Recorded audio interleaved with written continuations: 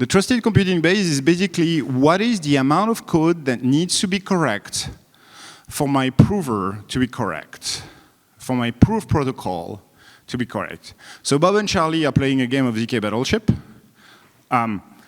What do I need as safe code to make sure that this game of ZK Battleship runs correctly? And the compiler is in there, right?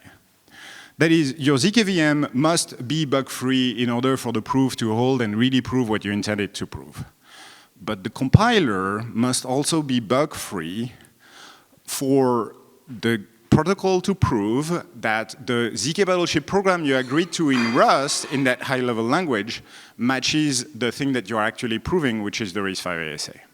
So if you retain absolutely nothing else from this talk, you might want to retain that. We have a lot of data on compiler bugs. Compilers such as GCC and LLVM have been studied for decades.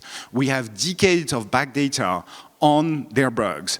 And we have very nice researchers that have been pointing out and sorting by hand which bugs are optimization bugs and which bugs are, I don't know, the UX or the command line interface option number 42 being incorrect.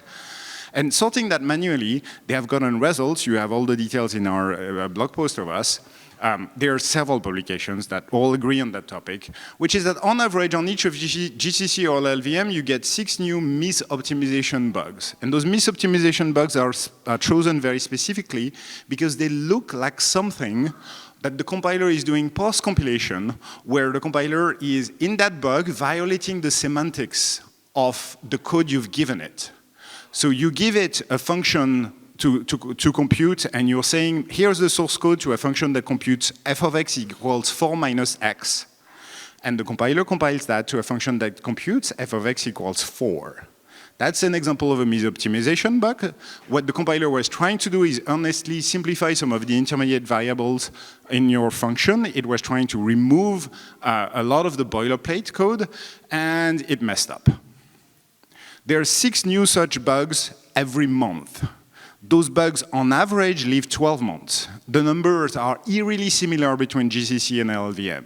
So 6 times 12 months, on every single release, every single commit number of GCC or LLVM, there are 72 misoptimization bugs that are documented reference on a confirmed issue on GitHub. Not to mention the one that might not be referenced, right? So, do with that what you will. Those are just the facts that we have today.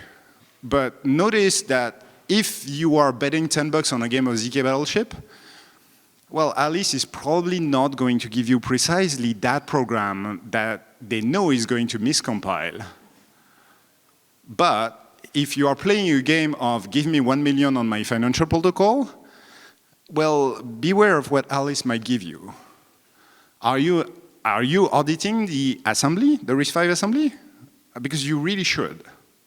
There's other options and more talking about this. I'm going to stop talking about this, but one last point I'm going to make is every time you have a compiler that compiles to a ZK proof, notice that a compiler bug is usually something we catch with unit tests, right?